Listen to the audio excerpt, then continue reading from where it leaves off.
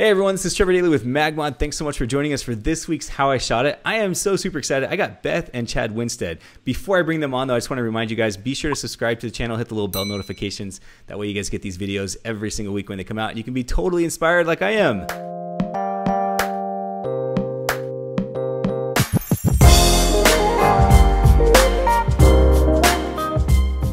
Hey Beth and Chad, thanks so much for joining me. Hey Trevor, how are you? I'm doing fantastic. I'm doing fantastic. How are you guys doing? We're doing well. Thanks for having us, man. Yeah, absolutely. You guys are on the other side of the country. You're over in North or South Carolina? Where are you guys at? We're in North Carolina. North Carolina. Yeah. Awesome. In fact, you know what? Since we're talking about where you're at, let's tell everyone where to find you. So give them your home address. No, I'm just kidding. No, let's throw up your website and your Instagram. It's chadwinstead.com, and your Instagram is @ChadWinsteadPhoto. Now, Chad, we mentioned your name a few times, but we know the better half of this partnership is Beth, right? That is correct. She's the one that takes all the cool photos. I just take credit for them, right? That's the way marriages work, man. Actually, and see, you're able to say that when the mic was out. That way we could no. I know. That was smooth. You know what's cool is you guys actually just got married yourselves. Right? Or That's was right. it was Yeah. it Right. Yeah, it was the actual marriage, right? And Lanny and Yeah. Erica Mann shot the wedding photos, which were Yeah. absolutely stunning and incredible. But my goodness, you guys are absolutely killing it. And what I love so much about your guys' work is, and I've told you this before, the way you control light. And what I mean by that is you use some of the modifiers, like for example, our MagBeam, and you guys are just like killing it with the MagBeam. And the way you use it, it just blows me away. So I'm excited to really share these photos with everybody, because if you guys, in fact, I'm just gonna speak to everybody watching right now. If you guys are watching the show and you have a MagBeam and you're not using it very often, then this show is definitely for you. Let's start with this photograph that you just shared about a week ago in our MagMod community on Facebook. And it shows how you use the MagBeam, and then it kind of shows like you actually have a little behind the scenes here too. Can you tell us kind of the setup or why you decided to use the MagBeam in this shot and what you're trying to go for? One of the big reasons that we love to use the MagBeam is because of the fact that it can throw that light at a very far distance, right? Mm-hmm. So living here on the East Coast of North Carolina, we've got a lot of water, a lot of docks, and just some really good scenery, especially at sunset, right? When the light's gone down, we want to take that wide shot. So we can place the light stand, the light, the MagBeam, all of that way outside of our frame and shoot it at a far distance to light up the couple with just that little, like you said, just that little speck of light right where we need it, right? And it allows us to not have to worry about photoshopping the light stand out later. Or if we have that couple out on that dock where we can't place a light stand or place a light, we can, still get the light where we need it and have enough power or enough light. Yeah, you know what I love about this is that a lot of times when I see people try to light up someone from a distance, they'll either, like you said, they'll either have their stand or something there that's a little bit more complicated to remove, or if you look close, you'll see this like vignette around them. They'll do like a they'll add a little bit of light, or they'll try to touch it up, with in Lightroom or something like that with a brush. And you can always see that little halo vignette around the people. Yeah. And what's so great about your shots are, you don't see that because it's not there, because you actually lit them in the scene. But the light control on them is phenomenal. It's like you're not having this light go, all over. It's not lighting up the water in the front. It's not lighting up, the house on the side or anything. It's just that perfect control of light right on the couple, right where you want it, which I love. Yeah, I mean, it's all about angles and balancing that ambient light with the flash, right? Mm-hmm. So it's not, our flash isn't overpowering or too bright on the couple, right? That's what we're looking for. We're just trying to balance the light out, aim it to where there's not a lot of light spill, and get it just right in camera, so we don't have to spend as much time in post, right? It looks like is that the 8200? That is, yes. That's my go-to with the MagBeam. Awesome, and it looks like you have it slid into a mag shoe there. Is that right?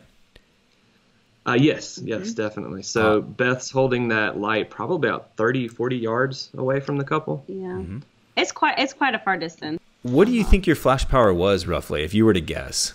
Generally, I'm going to be close to full power with that 8200 from that distance. For this one, since we didn't have a whole lot of ambient light, I was down to a half power. Yeah. And I think I even shot a few of them at a quarter power just to play around with them. I think that particular one right there is half power. And my camera settings were 1/100th shutter speed, f 2.8, and ISO 100. Did you use any kind of gel? Do you remember on the on the MagBeam? So no gel on this one. Love it. Awesome shot, you guys. So now another photograph that we have here is the shot with the MagBeam. This is the one with the sunset. It looks like you're lying down like a lion in the grass. Tell us about this photograph. Yeah, this is my crouching tiger, hidden Chad.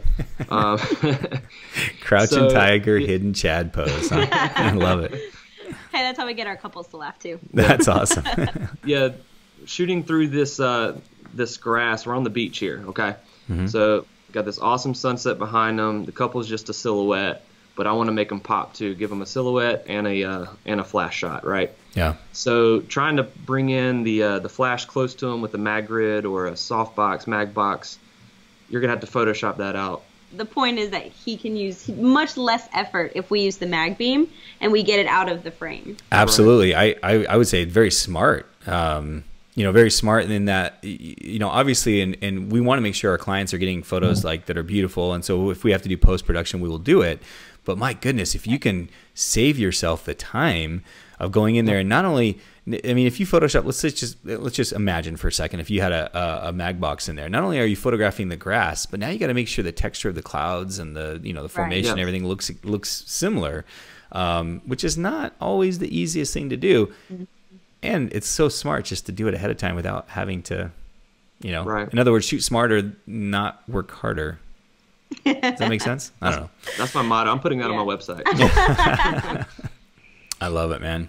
A phenomenal shot. And I love the balance of how you have the light on them that, now you can really bring out the exposure of that sunset as well. Darken it down just a little bit to really bring those colors out. Beautiful shot. Thank you. Chad and Beth, let's run over to one of my favorite shots. I don't know how I haven't seen this yet. Is this like a brand new shot? This one that all these bokeh bubble lights around this couple? Was this just recently done, or have I just missed this and you posted it somewhere? I don't know. It was New Year's. It was a New Year's wedding, so it's it's not an oldie. Yeah. Yeah, but this one I haven't posted this one in the group before, and there's a couple in here that I haven't ever posted in the group just because I wanted to share some fresh stuff and some fresh behind the scenes and whatnot. But yeah, this was taken on New Year's Eve, so it's a Christmas themed wedding almost still. So we found this really cool it was structure. A cow. It was basically a wire cow with all these little market lights or Christmas lights. I'm sorry, wrapped all the way around it, and we're in a parking lot. Yeah. Sorry. I like it. Yeah, so we're basically in a parking lot, and there's houses behind them, cars going by, people going by. It sounds like a really ideal place to shoot photos. Yes, definitely. There were some beautiful spots on the property, don't get me wrong, it was. But just wanted to give them something different and kind of bring in those Christmas lights and play around and get creative. So. Well, and I was joking about, being a great place to shoot photos. I hate when you get stuck with something like where you have cars behind things, because cars, doesn't matter how much, how great your lens is, and you can shoot it at 1.2 and the couple can be really close and the car's out of focus in the background, you can still tell it's a car.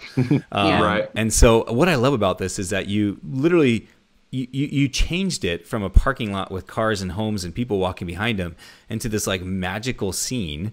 And tell us, so obviously the lights in front is because you're shooting through the lit cow. And then what did you put behind them? Okay, so we've got one flash in this shot, and it's directly behind them, pretty low to the ground. So I'm basically hiding the flash behind them with the angle that I'm shooting at. So we just have the MagSphere and a full CTO gel on for this one. Nice. And the reason we went with the full CTO, we wanted to match that orange color of the foreground bokeh, the lights.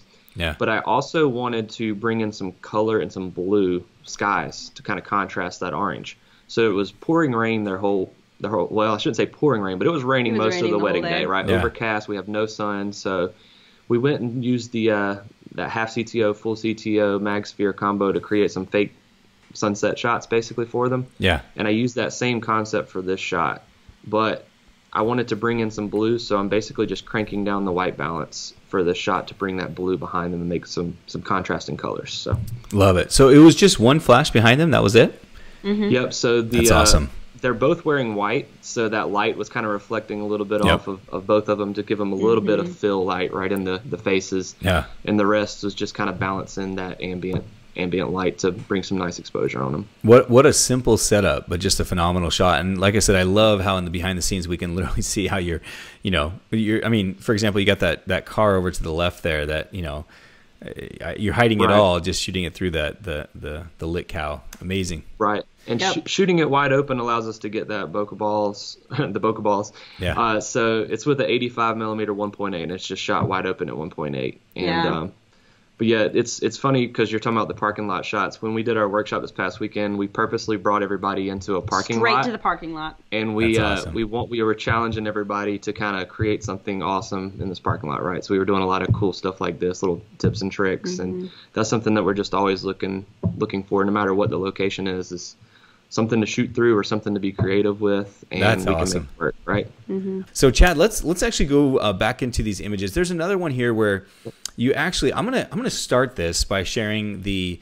photo of the bride, maybe it's like an engagement shoot. It looks like, but she's short lit, so we have this light kind of hitting her from behind, and then the guy is in the shadows. And I want to start with this photograph because this isn't the in shot. This is kind of more of like a behind the scenes, kind of almost like we're going to pre-visualize this. We see it here, and now we're going to add to it. Tell us, you came across the scene, you posed her the way you did. Tell me how you kind of layered this shot together. Right. So just kind of seeing that short light on her, I like that little rim light effect that the sun was giving her. So that's all sunlight hitting her. And obviously he's in the shade. So I wanted to light him the same exact way, but from the opposite direction. So posing them in this kind of staggered look, him in the shade, we're placing the MagBeam, once again, the MagBeam, close to him just out of the camera frame. And we're just overpowering the sun, or actually matching that sunlight. Right? Yeah. So we wanted to just show off how we can use the MagBeam to kind of mimic sunlight as well. I mean, I think it's genius. And it looks like the light was a little bit behind him to kind of short-lit him as well. But what's cool is when you use the MagBeam, like the way you guys used it here, is you don't have all that light spilling across the wall. And so where you see where he's at, I love the little flare in the corner, but where you see where he's at, he's still in that dark. So that light that you're lighting him with, it just really stands out, really carves him out of the background. What a cool way to think about balancing it with the sun. Like have one person in the sunlight and the other person in the shadows, and then light them. Oh, guys, you're killing me, guys.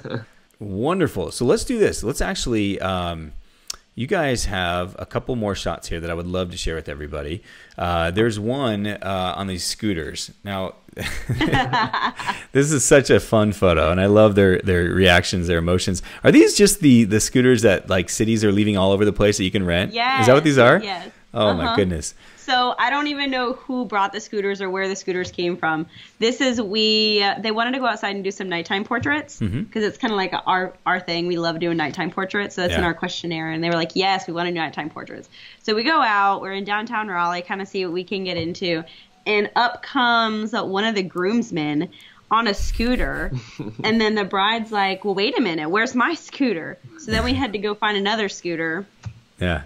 And that's how this was created. This was one of those completely unplanned shots, but as soon as the bride and groom saw it, they jumped on them, and we were just there to kind of capture it. Yeah. So tell us on this shot then, what was your lighting setup? It was just a one light setup, is that right? One light so Beth, on a monopod. Yeah, Beth had the monopod. This was kind of our go-to reception lighting as well, just having one flash on a monopod with a MagGrid, and that's it. Simple as that. And why did you put the MagGrid on there? What was the purpose? So wanted to control that spill and not let it go all over the ground or the cars in the background, because there's cars in the background of the shot. But because we're killing that ambient light so much, and then popping them with flash, I'm able to darken out that background, kill out those cars, and also kind of bring that attention to those market lights. But yeah, it's just a simple MagGrid, and that's all for this shot, right? No gels, no nothing. Very cool. So guys, we got two more images here, and and the reason I say that is because I really would love for everyone to stay tuned, because these are some really cool shots. We got one of this incredible reception shot, and then we got one of the best ceremony shots I think I've ever seen lit. Because a lot of times at ceremony shots, we don't necessarily use flash, and I'm giving everyone a teaser here because I want you to stick around and see this. But let's talk about, before we do that, let's talk about this really fun reception photograph. This guy jumping into the pool here. Yeah, so we were just talking about how our go-to reception setup, monopod on a stick, or monopod, flash on a monopod, flash on a stick, whatever. with the MagGrid. But a lot of times I will, for the reception, put up 2 flashes around the DJ booth or somewhere else to kind of do a little bit of backlight or rim light. Yeah. But do you ever modify those lights that are back there by the DJ? I usually just have a MagSphere or a grid in MagSphere, Gotcha. just to kind of control it. So Beth's watching me, and we see this guy going to jump in. So she turns the light real quick to him, and this is pretty much what we captured. We're just looking for that really cool moment and just that spotlight effect. So Beth, you were lighting him with the monopod and the with the flash with the grid. Is that right? Mm-hmm. I love it. That's so awesome, and I love Chad. I love how you got in that water to get that angle really nice and low. And it's funny because the light, even from the lights that you have set up, even create this texture and these elements in the water that you can see that make that photograph really stand out. All right, so I teased everyone with your last shot here. This is the ceremony shot. So tell us what you did here. Did you Photoshop light stands out of this photograph? So we did not. So when we're looking at this scene, I mean, this was taken at what, 6 o'clock in the morning? This is a sunrise wedding. Wow. Yes, that makes sense because you're on the East Coast. Okay, got it. Yeah. Now in this one particularly, it was thunderstorming that entire night, and up until, and I'm not joking, like up until the ceremony, it was raining. Wow. Right when the ceremony happened, these clouds kind of opened. And this is what we got. So why? I mean, your light, for example, it's not lighting everybody up like all the guests and stuff. What were you doing? Tell me your lighting setup on this shot. Yeah. So I just visualized sunrise ceremony is gonna be very hard with just shooting ambient natural light to make that sunrise pop, right? So I knew I wanted to introduce flash for a few shots, made sure it was okay with the couple. And then I visualized this scene, this kind of wide shot with the sunrise in the background, but I didn't want the light stands in there, and I didn't want the light stands to be a distraction to detract from their beautiful ceremony spot and all that. So I placed the light stands pretty far away from them. They're just outside of the frame here, and once again we're using the MagBeam. So that MagBeam is just perfectly aimed to where the light's only hitting them. We don't have any crazy amount of spill on the ground. It's phenomenal, man. I know one of the questions that's going to pop up is, what light stands does Chad and Beth use? Is there a particular light stand that you guys are favorable to? I mean, usually we use the Cheetah stand, the C10s, so we can get that 10-foot height, and then we have the auto stand capability when we're running around the receptions if we need to move them real quick. So this was actually, the sunrise wedding, it was, because it was so dark, the sunrise didn't actually look to the naked eye this vibrant, but because we had those mag beams throw in just enough light and we could kind of underexpose that ambient, it really made that sunrise color really pop. That's awesome, you guys. You guys are absolutely killing it. You guys, seriously, I so appreciate you guys being on the show and just teaching all of us and inspiring us all. And I can't wait to do the crouching tiger hidden Chad my next shoot, getting down nice and low. But seriously, we appreciate it. So I'm going to tell everyone again where they can find you. It's chadwinstead.com or at Chad Winstead Photo. And obviously, Beth, you are so instrumental in all of Chad's success. And for all of you guys that are watching this for the first time, be sure to hit that subscribe button, the bell button, all that good stuff, so you can make sure to get these incredible interviews that we get to do. I always learn every single week from photographers like Beth and Chad, so make sure to stay tuned for those. And thank you again, Chad and Beth. Thanks for being on the show and being here and teaching us. Thank you, man. Yeah, appreciate it. All right, guys, take care. We'll see you next week.